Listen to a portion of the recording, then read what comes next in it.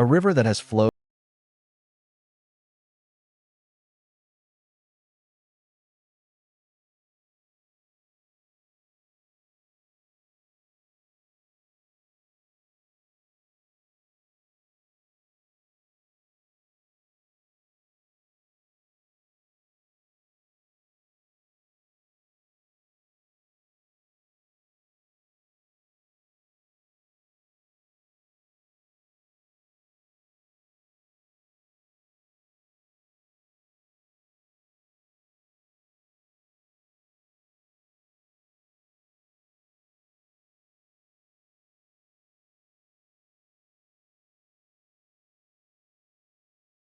appears in the very first pages of the Bible.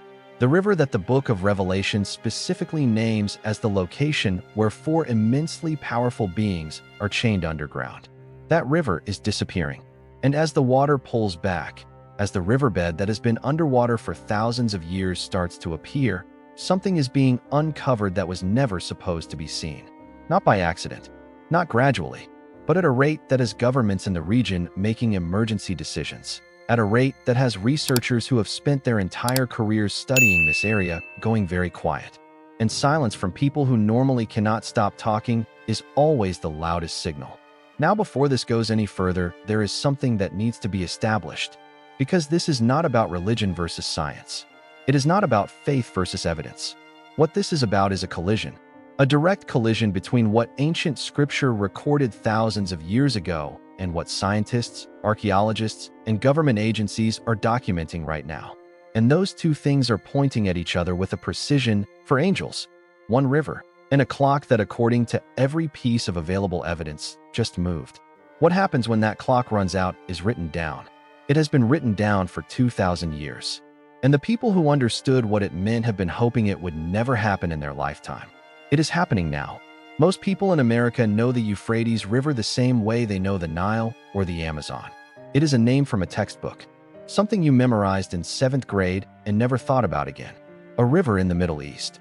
Old, historical, important to ancient people. But here is what the textbook never told you. The Euphrates is not just historically significant, it is prophetically significant.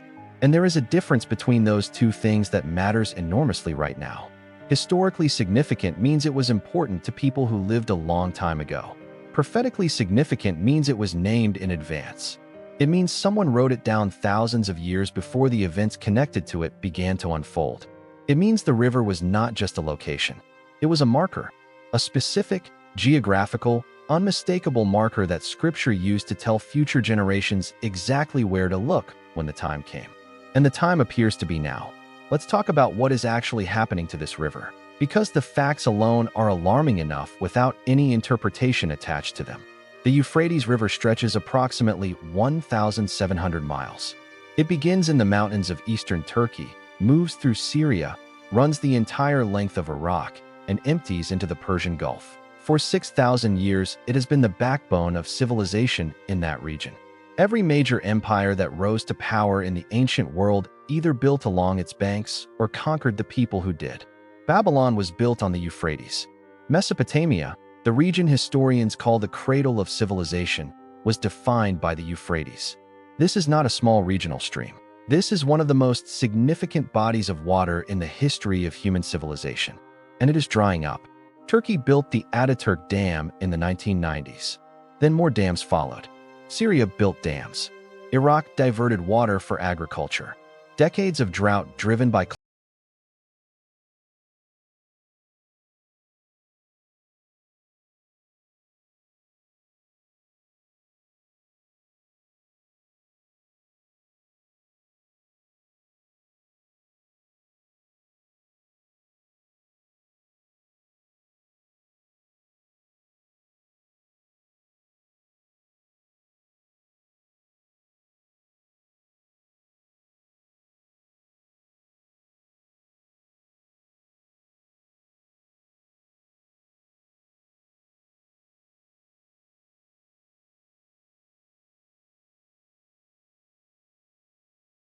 the Iraqi government declared a water crisis. The United Nations issued warnings. Scientists published reports describing the situation as potentially catastrophic for the region's long-term stability. And all of that is genuinely alarming from a purely environmental standpoint. But that is not why this river matters to this story. This river matters because of one specific passage in the Book of Revelation. Chapter 9, verses 14 and 15. It says this, "Release the 4 angels who are bound at the great river Euphrates. They have been kept ready for this very hour and day and month and year to kill 1/3 of mankind." Read that again slowly. 4 angels, bound, at the Euphrates River, kept ready for a specific moment. And when that moment comes, when whatever is holding them breaks, the result is the death of 1/3 of all humanity. Not a regional conflict, not a localized disaster. 1/3 of every human being alive on Earth at that moment. Now think about what that passage is actually saying. It is not saying 4 angels are going to fly down from the sky when the time comes. It is saying they are already there, already bound, already waiting underground at a specific location that Scripture names by name.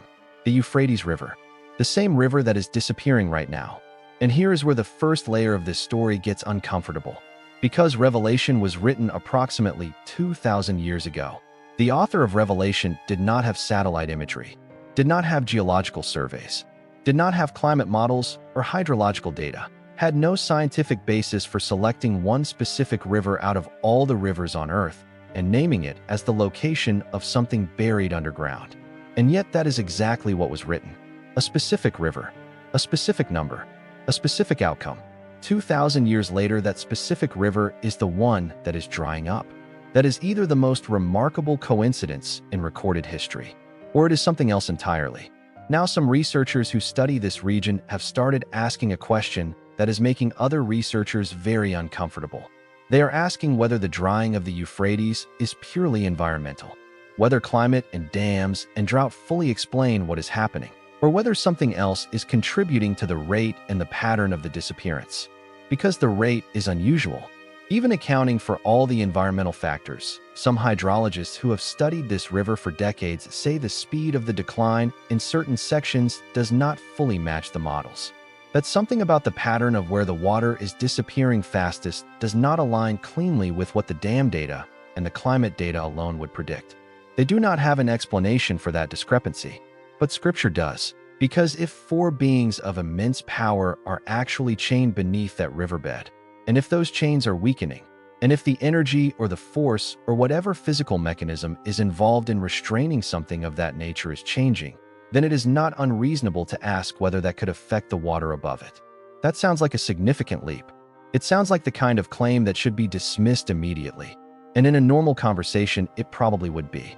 But this story is not a normal conversation. And the evidence that builds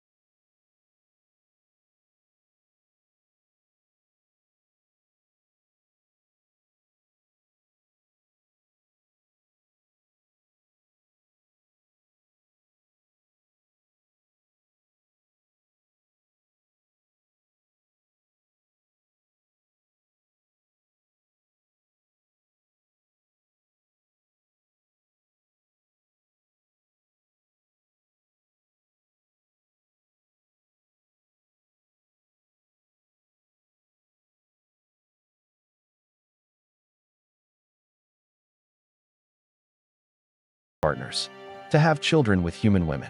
Now understand what that means on a level beyond the surface reading. This was not a mistake. It was not a moment of weakness that one or two individuals fell into.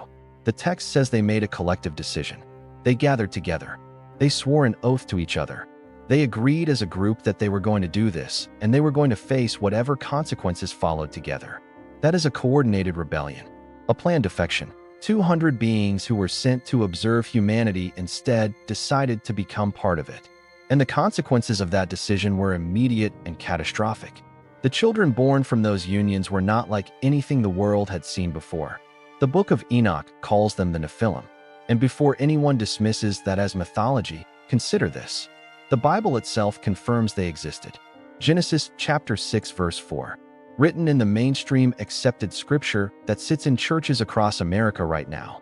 It says the Nephilim were on the earth in those days, when the sons of God went to the daughters of humans and had children by them.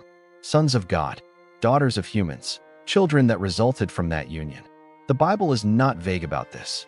It is direct. The Nephilim were real. They were the product of beings from above mixing with humanity. And what came out of that mixture was something the earth had never produced before.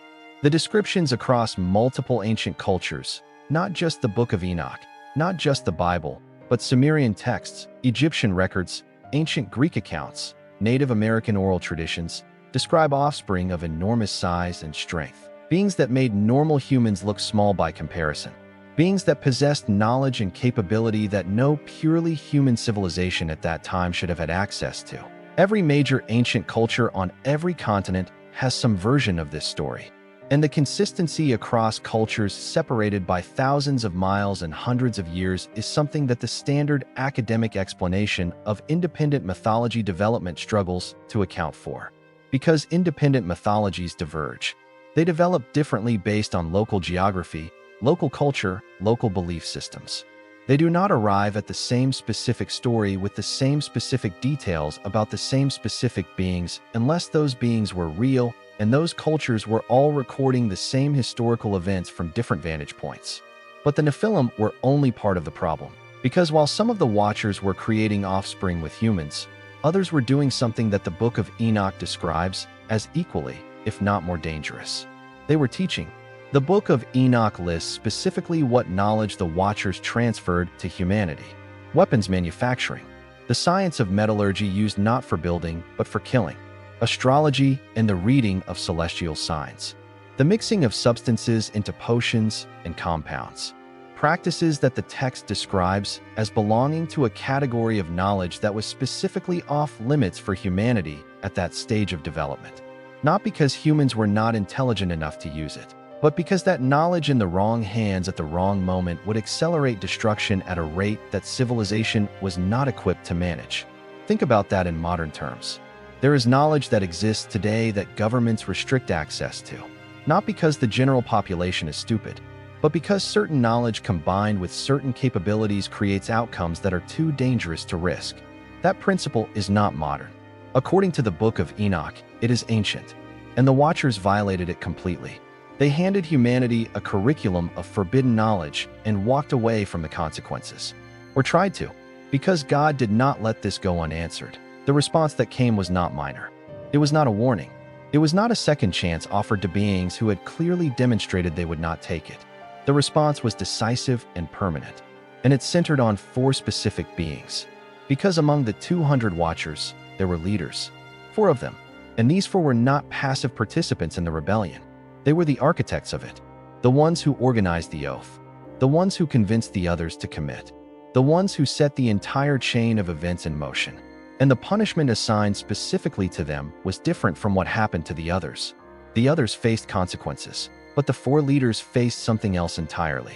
They were bound, physically restrained, chained, thrown into darkness. And according to the Book of Enoch, they were not destroyed. They were imprisoned, held in a state of confinement that was designed to last until a specific moment at the end of days when they would be released for a purpose so catastrophic that the text describes it in terms of global-scale destruction. Now here is where this stops being ancient mythology and starts being something that demands serious attention. Because that description, for leaders, bound, imprisoned, waiting for release at the end of days, does not only appear in the Book of Enoch, it appears somewhere else. Somewhere that nobody removed from the Bible. Somewhere that sits in the mainstream accepted canon of Christian scripture right now. Somewhere that millions of Americans read and study and take seriously every single week. And what that second source says matches the Book of Enoch in a way that should make everyone paying attention go very quiet.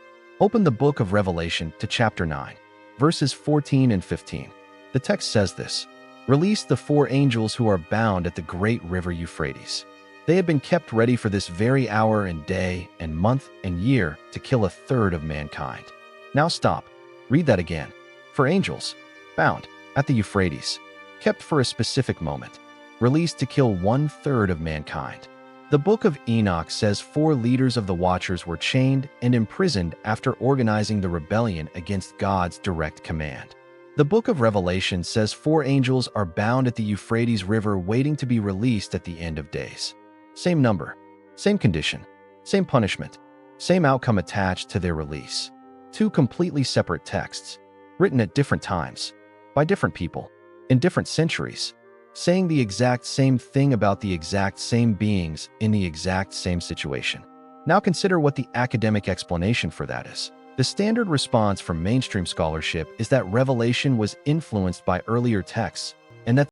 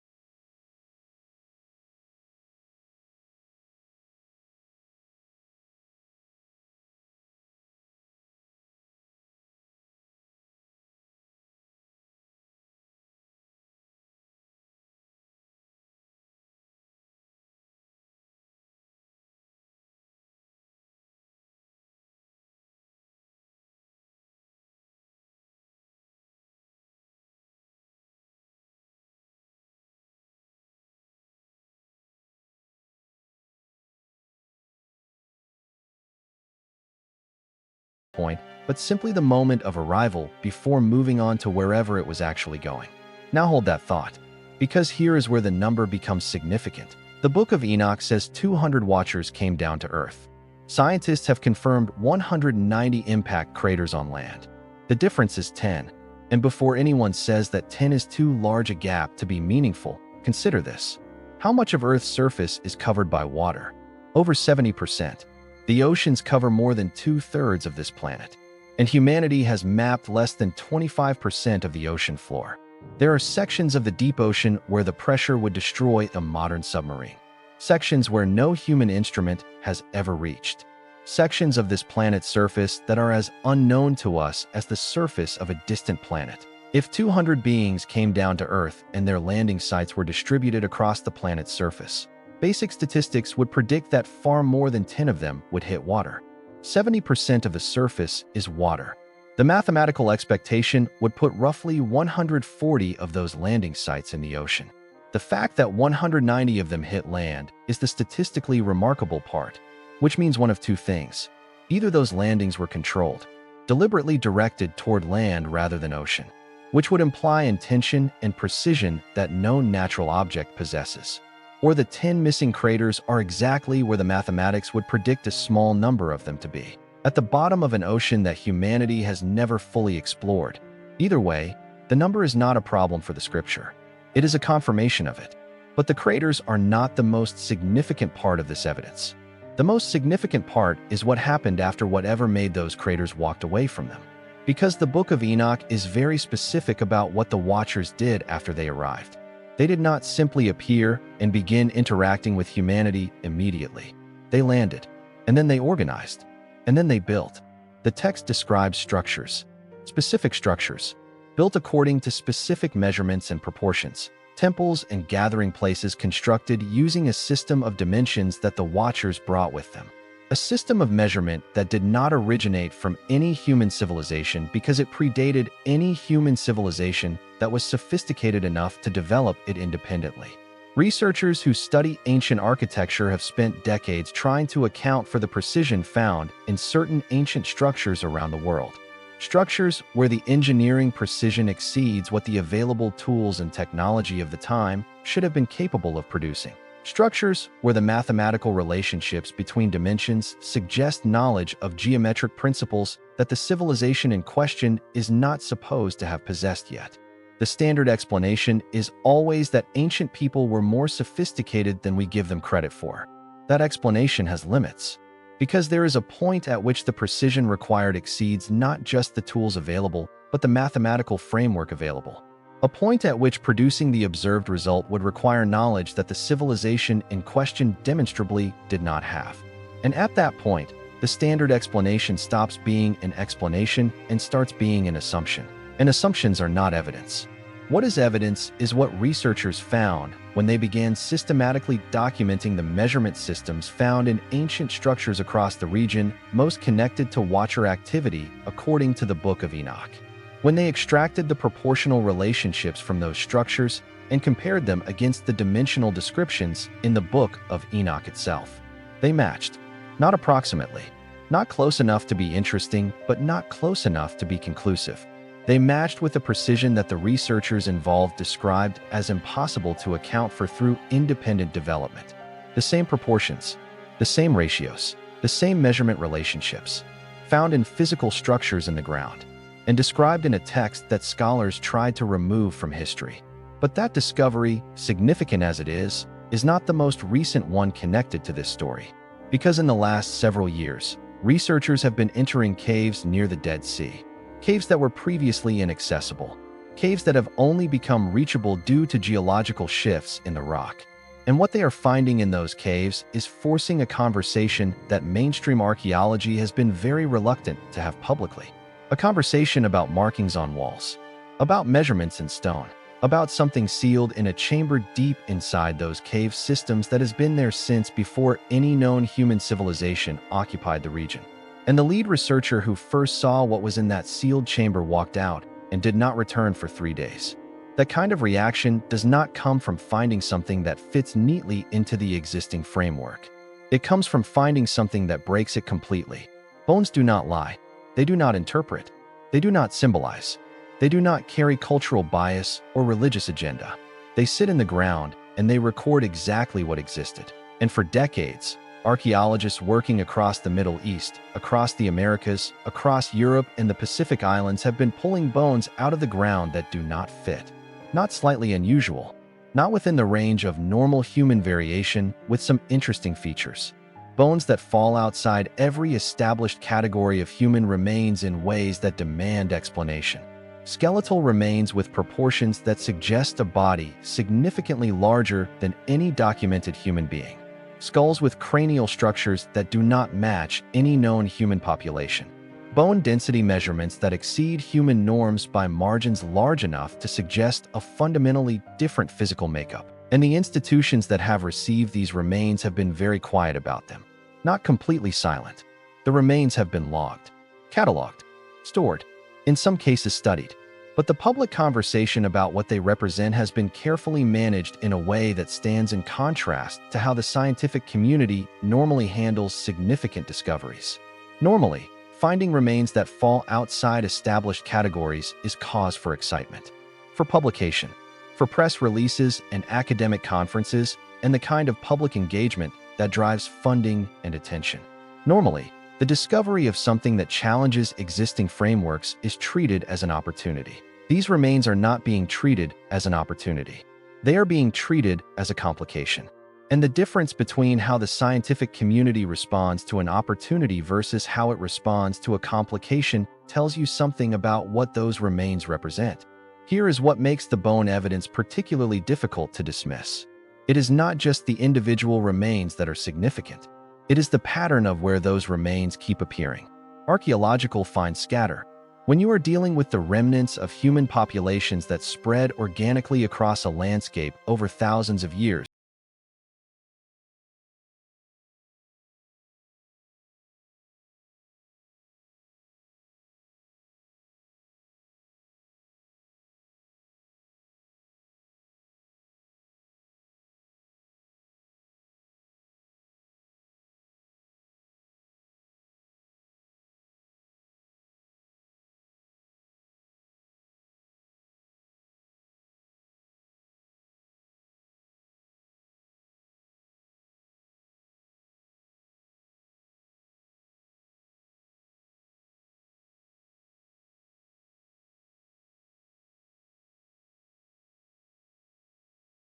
four leaders were eventually imprisoned. The same region where the river that Scripture names as their location of confinement is currently disappearing. The remains are not scattered evenly across the Middle East. They are concentrated most heavily in the region that ancient texts identify as the headquarters of the beings who the Book of Enoch says produced those remains. Now, there is a conventional explanation for unusual skeletal remains found in archaeological contexts. Genetic conditions, pathological variations, rare disorders that produce abnormal bone growth. These are real phenomena, and they account for some of what gets categorized as anomalous in the archaeological record. But genetic conditions do not produce clustering. A rare disorder that affects one individual in a population does not produce a pattern where unusual remains keep appearing in the same geographical region across thousands of years of deposits. Genetic anomalies scatter with the population. They do not concentrate, unless the population itself was concentrated, unless the beings that produced those remains were operating from a specific geographical center, and the remains of their offspring reflect that concentration. That is exactly what the Book of Enoch describes. The Watchers did not scatter randomly across the planet after arriving. The text is specific about where they established themselves. The Euphrates region, Mesopotamia, the area that history records as the earliest center of organized civilization. And here is something worth considering carefully. Historians have always found it somewhat puzzling that human civilization appears to have emerged in that specific region with a speed and sophistication that does not fit the expected gradual development model. Mesopotamia did not slowly build towards civilization over thousands of years. It appears to have arrived at a relatively advanced state of organization, agriculture, architecture, writing, and governance with a suddenness that the standard model of cultural development struggles to fully explain. The conventional answer is that the geography was ideal.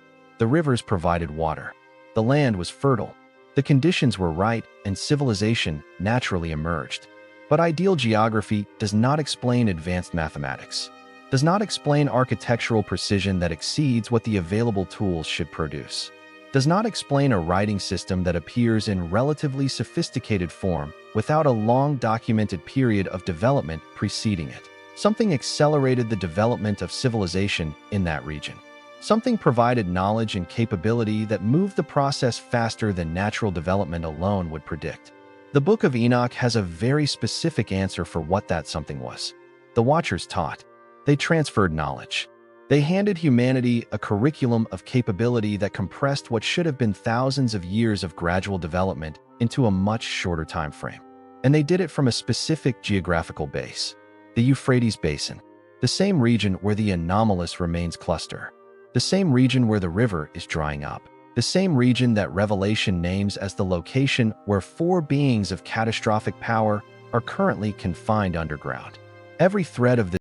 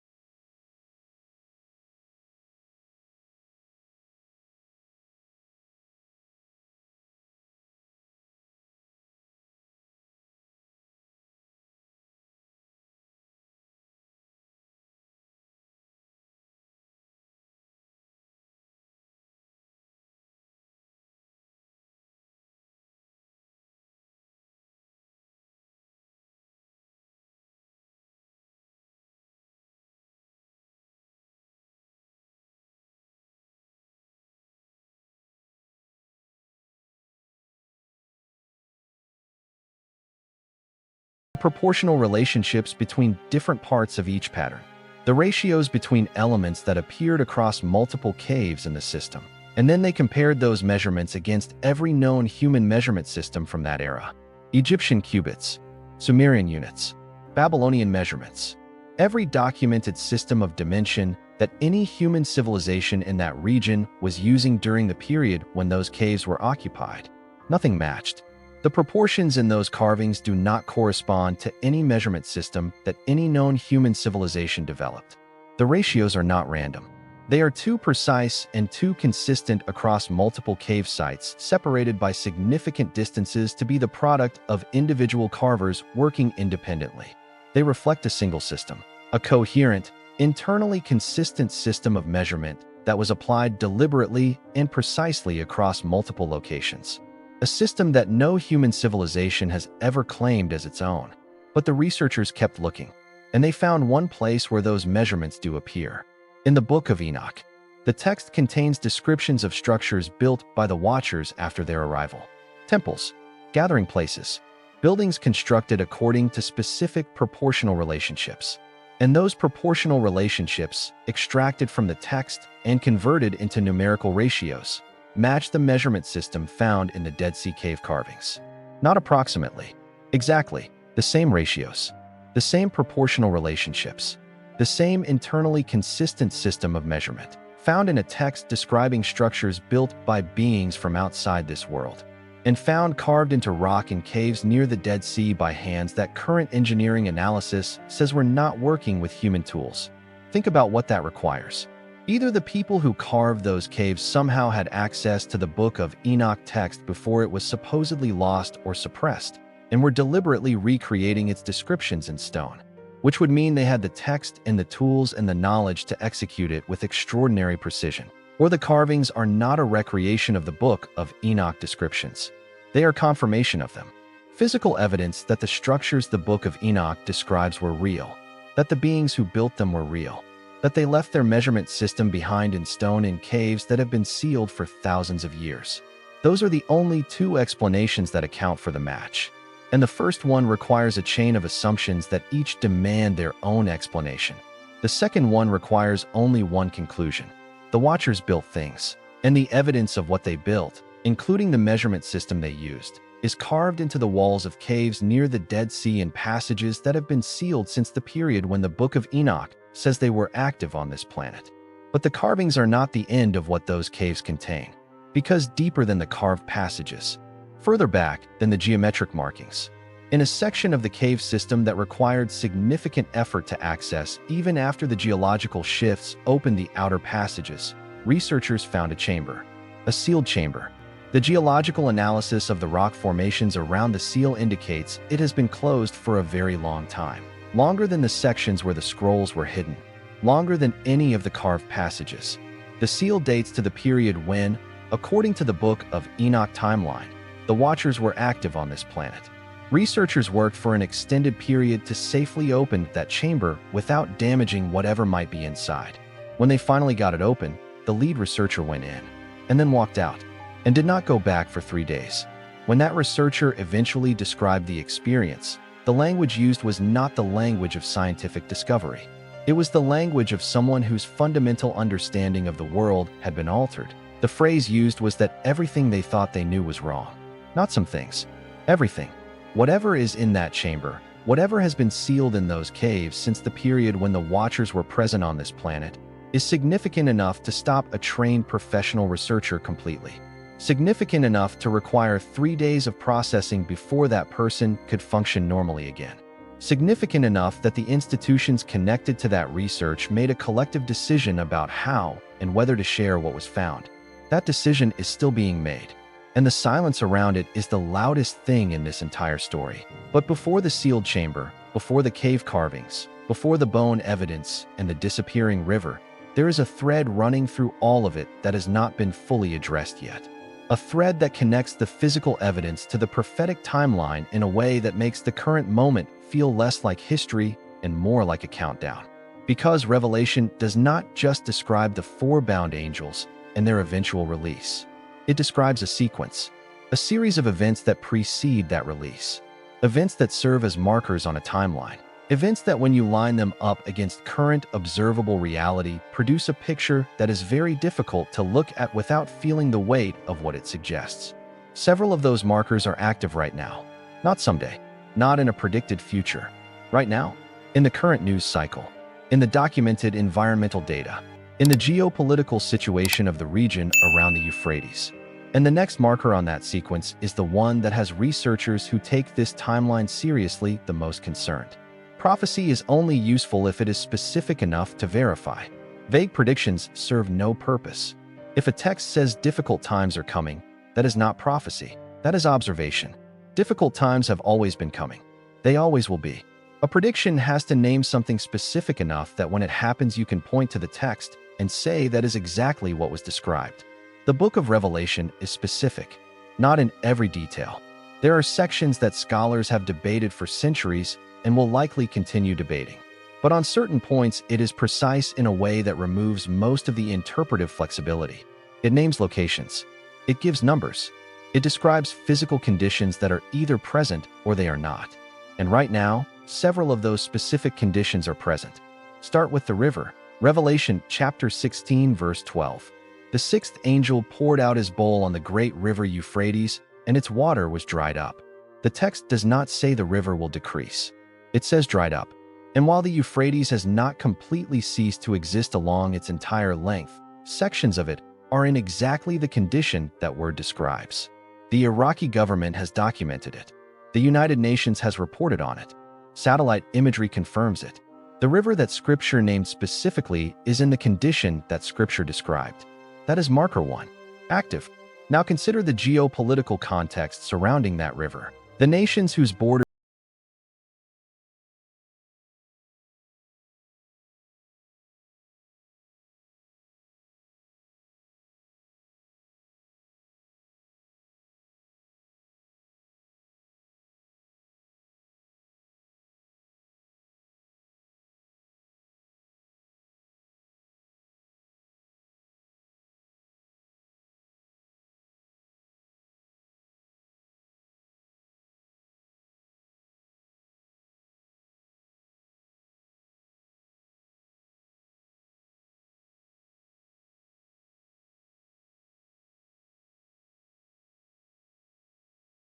around the Euphrates region is the closest it has been to that described configuration in the modern era.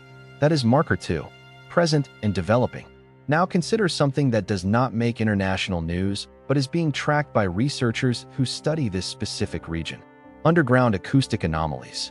Low-frequency sounds detected in areas near the dry sections of the Euphrates riverbed, in locations where the receding water has exposed sections of ground that were previously underwater. Sounds that geological instruments record, but that standard tectonic activity does not fully account for. The instruments detect them. The geology does not cleanly explain them. And the locations where they are most consistently recorded correspond to areas near the riverbed where the water loss has been most dramatic. Underground sounds from beneath a drying river that Scripture says has beings of immense power chained beneath it. That is the kind of overlap that responsible researchers note carefully and discuss quietly. Marker 3. Unresolved and growing. Now here is where this becomes deeply personal for anyone who has been paying attention to global events over the last several years. Because Revelation's description of the period surrounding the release does not only address the Middle East. It describes conditions that are global, conditions that touch every nation and every population. It describes a period of unprecedented disruption, of systems failing, of structures that humanity has relied on for stability becoming unreliable, of a general sense across populations that something fundamental is shifting, that the framework that organized the world is under pressure it was not designed to handle. Look at the last 5 years. Not through any political lens, not through the lens of any particular ideology or belief system. Just look at what has happened to global institutions, to supply chains, to financial systems, to public trust in governments and media and scientific bodies, to the general sense of stability that most Americans over 50 grew up taking for granted. Something has changed, and the change is not small, and it is not limited to one country or one region. It is a global shift in the underlying sense of stability that organized societies depend on. Revelation describes exactly that kind of shift as part of the sequence leading toward the moment when the four bound angels are released. The question is not whether these conditions are present. They clearly are. The question is where on the sequence they fall. How close to the critical moment the current markers place the timeline. And that question does not have a comfortable answer. Because when researchers who take this timeline seriously look at the current configuration of markers and try to assess where on the prophetic sequence the present moment falls, they are not pointing to an early stage. They are not describing a situation that has many more developments to unfold before reaching the critical moment. They are describing a situation that is advanced, a situation that is closer to the moment described in Revelation 9 than it is to the beginning of the sequence. And one of the things that makes that assessment credible rather than alarmist is that it is not based on interpretation alone. It is based on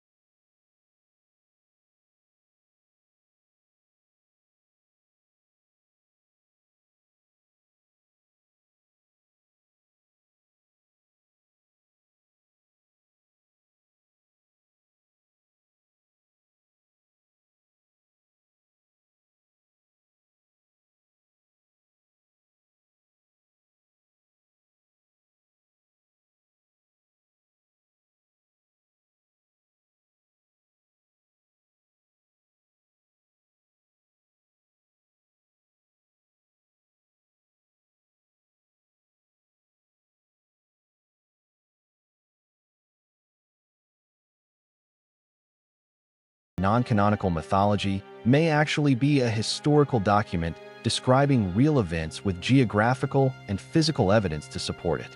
That is a statement that would restructure entire theological traditions. And government agencies that control access to the sites where this evidence is located would have to publicly justify why they restricted that access, would have to explain what decisions were made and by whom and on what basis. None of those institutions are prepared to do any of that, not because the individuals within them are malicious, not because there is a single coordinated conspiracy with a mastermind at the center, but because institutions move slowly, because they protect their frameworks, because the cost of being wrong about something this significant is professionally and institutionally catastrophic. So they stay quiet. And in staying quiet, they create exactly the kind of silence that speaks louder than anything they could say. Consider how the scientific community normally operates. When a significant discovery is made, the impulse is to publish, to share, to present findings to peers, and invite scrutiny. That is the foundation of the scientific method. Open inquiry, transparent data, reproducible results. The system is built on sharing. When that impulse is reversed, when institutions that have built their entire identity around sharing findings suddenly become protective and restrictive about specific categories of evidence from specific locations, that reversal is itself data. The Dead Sea cave sites that contain the deeper passages with the geometric carvings have had their access restricted. The justification given is preservation, protecting the archaeological integrity of the sites from damage caused by too many researchers entering unstable passages. That is a legitimate concern for many archaeological sites. But the same institutions that cite preservation concerns for those specific passages have not applied the same level of restriction to comparable sites elsewhere. The selectivity of the restriction is notable, and selectivity suggests that the concern is not purely about preservation. The skeletal remains that fall outside normal human parameters have been cataloged and stored in institutional collections. But the publication of analysis on those remains has been slow, inconsistent, and in some cases actively discouraged by editorial decisions at major journals in the field. Again, individual decisions by individual editors might each have a legitimate individual justification. But the pattern across multiple institutions in multiple countries over multiple decades suggests something beyond individual editorial judgment. There are people in positions of institutional authority who have decided that certain evidence should not be publicly discussed in terms of what it might actually represent. And that decision is being maintained through a combination of professional pressure, editorial gatekeeping, access restriction, and the simple social cost of being the researcher who publicly connects ancient scripture to physical archaeological evidence. Because that researcher gets a specific label, and that label ends careers. So the silence continues. And in continuing, it confirms something important. It confirms that the evidence is significant enough to demand suppression. Because institutions do not suppress things that are trivially dismissible. They suppress things that are powerful enough to matter. And what is being suppressed here is powerful enough that multiple institutions across normally competing disciplines have found a common interest in not discussing it publicly. That kind of agreement across competing interests requires a very strong, shared motivation. The motivation is the conclusion the evidence demands. Because if the evidence is real, if the craters are landing sites and the bones are Nephilim remains, and the cave markings are Watcher-built, and the measurement systems match the Book of Enoch, and the Euphrates is drying up on the timeline Revelation describes, then the conclusion is not academic. It is immediate. It is personal. It changes what the current moment means, not just historically, not just theologically, but practically, for every person alive right now, for every decision being made in every country connected to the Euphrates region, for every institution trying to manage a world that is becoming increasingly difficult to manage using the frameworks they have. The conclusion the evidence demands is that the moment described in Revelation chapter 9 is not a distant future event. It is an approaching present reality. And the four beings described as chained beneath the Euphrates are not symbolic representations of abstract forces. They are real. They are there. And the water that was keeping them hidden is almost gone. Which brings this story to its final piece. The sealed chamber. What was found inside it. What it confirms. And what the confirmation means for the timeline that Revelation describes. because the chamber did not contain what anyone expected. And what it did contain is the piece of this puzzle that connects every thread of this story into a single coherent picture. A picture that, once seen, cannot be unseen. And a picture that the researcher who first saw it needed 3 days alone to begin to process. The chamber had been sealed for a very long time. The geological analysis of the rock formations around the entrance confirms it. The way the stone had compressed and settled around the seal. The mineral deposits that had formed across the surface of the closure. The complete absence of any atmospheric exchange between the interior of the chamber and the cave passages outside it. This chamber had not been opened since ancient times. Since the period that, according to the timeline established in the Book of Enoch, corresponds to the active presence of the Watchers on this planet. Researchers worked carefully to open it. The process took time. The goal was to access the interior without disturbing whatever might be inside, without contaminating evidence, without destroying the integrity of what had been preserved in that sealed space for thousands of years. When the opening was finally large enough to enter, the lead researcher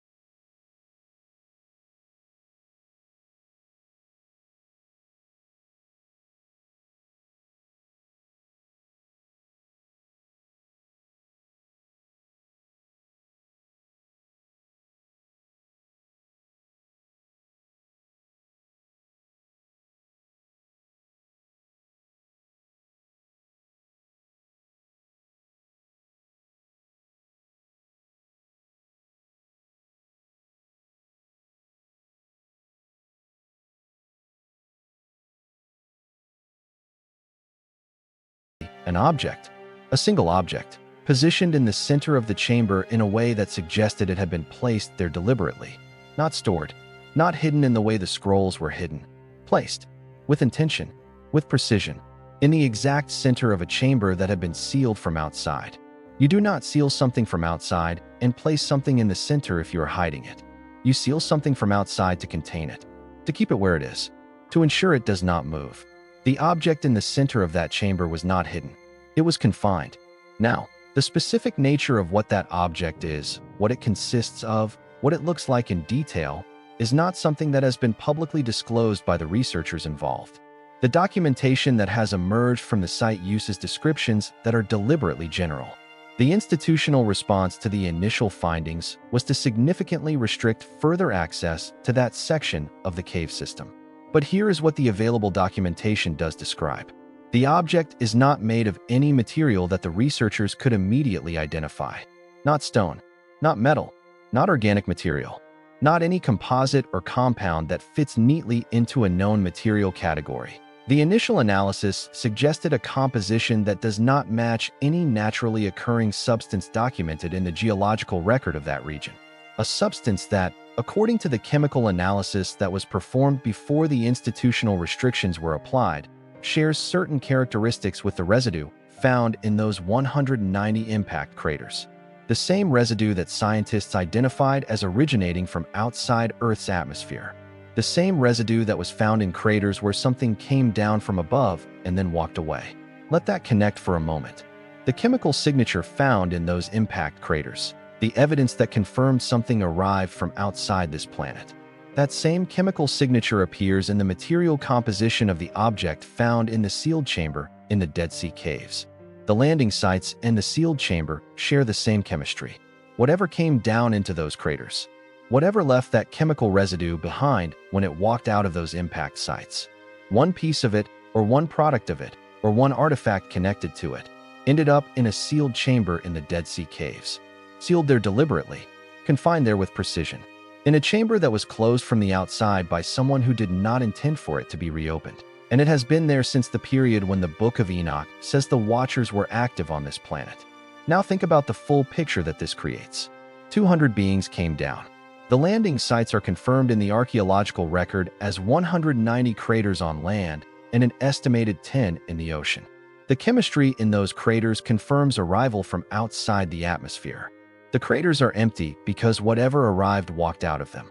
The Book of Enoch describes exactly that scenario. 200 Watchers descending to Earth. Those beings established themselves in the Euphrates basin. The concentration of anomalous skeletal remains in that region confirms a population of beings operating from that geographical center. The beings the Book of Enoch calls Nephilim. The beings the Bible confirms existed in Genesis,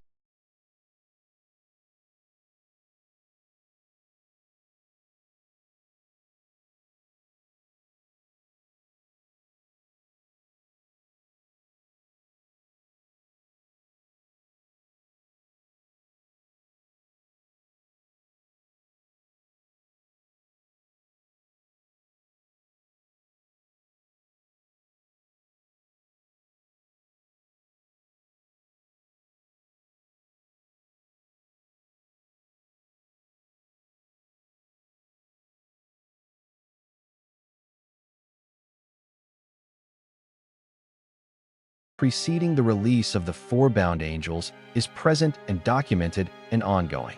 The markers that the prophetic timeline attaches to this period are active. And in a sealed chamber in the Dead Sea caves, something was found.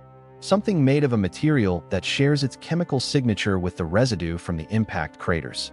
Something confined rather than hidden. Something placed with deliberate precision in a sealed space that was closed from outside.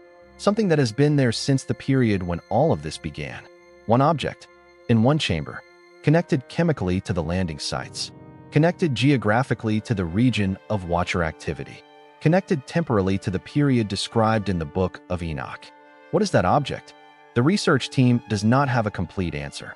The institutional restrictions that were applied after the initial findings were reported have limited what subsequent analysis has been possible. The documentation that exists is careful and restrained in its language. It describes what the object is not more thoroughly than it describes what it is. But there is one detail in that documentation that stands out. One specific observation that the lead researcher included in the initial report before the restrictions were applied.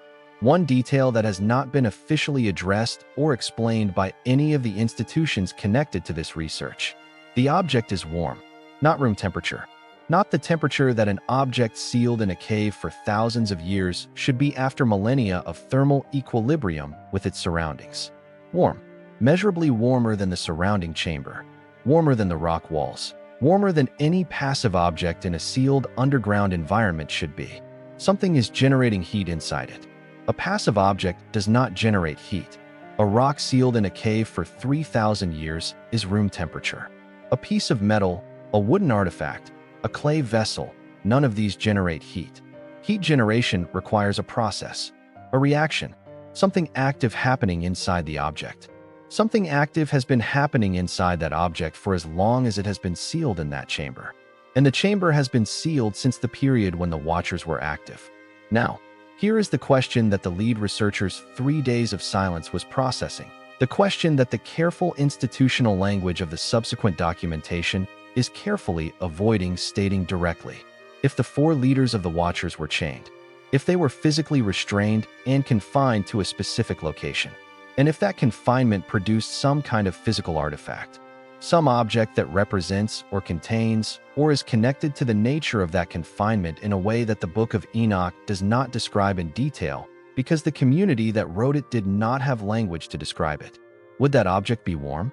Would something that is connected to the confinement of a being of that nature generate heat? Would the process of restraining whatever the leaders of the Watchers actually are produce a physical artifact that is measurably warmer than its environment after thousands of years of being sealed underground? The physics of that question has no conventional answer, because conventional physics does not have a framework for what the restraint of a non-human being of that nature would produce physically. But the observation is documented. The warmth is real. The instruments measured it. The lead researcher noted it. And then the restrictions came down and the deeper analysis that might have produced answers was limited. What does a warm object sealed in a cave for thousands of years mean? What does it mean that the chemical signature of that object matches the residue from the Watcher landing sites? What does it mean that this object is sitting in the Dead Sea caves while the river that Revelation says holds the 4 bound leaders underground is drying up above them? And what does it mean that the geological shifts that opened the passage to that chamber, the same shifts that made those deeper cave sections accessible for the first time in thousands of years, began at approximately the same time that the rate of the Euphrates water loss accelerated dramatically? The timing is not comfortable. The cave opened as the river retreated. The chamber became accessible as the water level dropped. The object that has been warm for thousands of years was found at the same moment that the geographical marker attached to the four bound angels entered the documented condition that Revelation describes as preceding their release. These are not separate events happening independently in separate locations. They are connected, geographically connected through the region, temporally connected through the timing, chemically connected through the signature, and prophetically connected through a text that was written thousands of years ago and has been confirmed in physical evidence found in the ground. The physical proof is not coming. It is already here.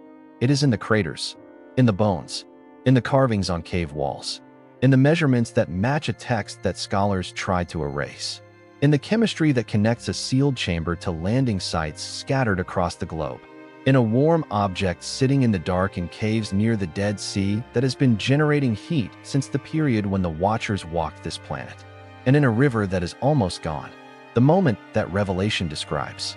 The release of the four angels bound at the Euphrates, the event that the text says will result in the death of 1/3 of mankind.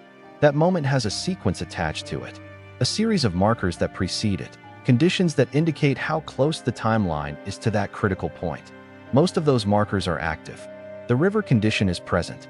The geopolitical alignment is present. The underground acoustic anomalies are present. The archaeological evidence has been found. The sealed chamber has been opened.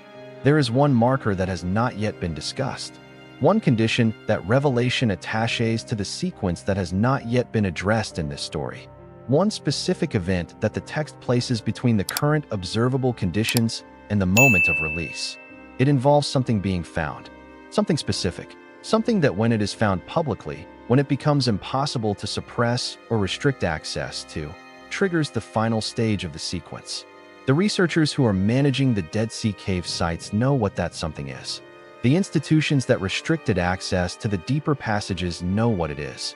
The lead researcher who walked out of the sealed chamber and did not speak for 3 days knows what it is. And there are indications, in the careful language of the documents that have emerged from those sites, in the nature of the restrictions that were applied, in the specific things that have been kept back from public disclosure, that what needs to be found may already have been found, that the final marker on the sequence may have already been triggered, quietly, without announcement, without press conference, without the kind of public acknowledgement that would allow the people paying attention to know exactly where on the timeline the current moment falls.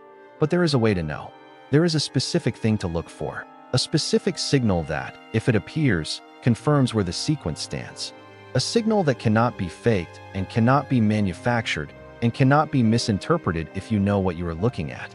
And it is connected to the object in that sealed chamber. The warm object. The object made of material that shares its chemistry with Watcher landing sites. The object that has been generating heat for thousands of years in a sealed underground chamber that has only just been opened. Because warm objects do not stay warm forever without a reason. And the reason this one has stayed warm for thousands of years is the same reason that the chamber was sealed from the outside rather than from within. Something is inside it, not contained within the physical material of the object itself, but connected to it, held by it, in the same way that the four leaders of the Watchers are described as bound, as chained, as held in a condition of confinement that is not natural, that was imposed from outside, that requires something to maintain it. The object is warm because the confinement is still active. And if that object ever goes cold, if the warmth that has been present in that sealed chamber for thousands of years stops, if the heat generation that has no conventional physical explanation suddenly ceases, that is the signal, that is the final marker. That is the moment that everything written in Revelation chapter 9 stops being prophecy and becomes present reality. The researchers monitoring that chamber know this. The institutions that restricted access know this.